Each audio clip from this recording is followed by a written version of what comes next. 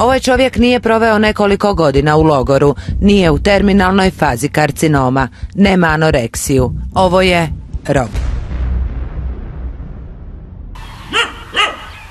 Selo poput mnogih drugih u Hrvatskoj na ovo krije zastrašujuću priču.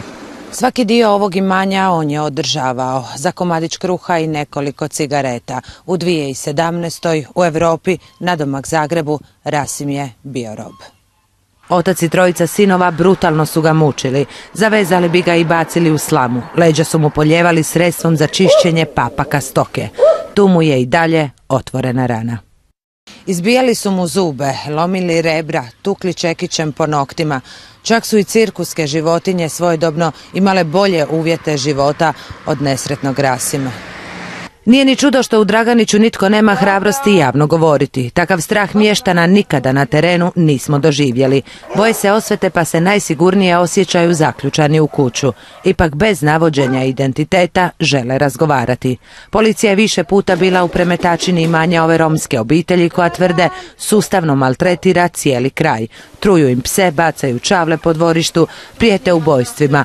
Više puta su sve, kažu, prijavljivali policiji. Nesretni muškarac biološki je brat Maje Paule Sestrić, najpoznatije po sudjelovanju u Big Brother showu.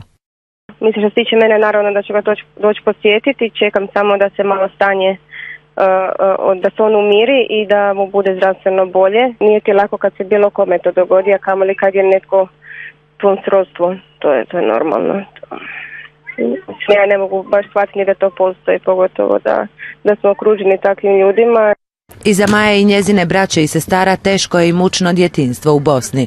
Neki su udomljeni, neki nisu bili te sreće. Čak 3 njih izvršilo je samoubojstvo. I sad ova grozna tragedija. Ono što je još strašnije u svemu je da su robovlasnici nakon saslušanja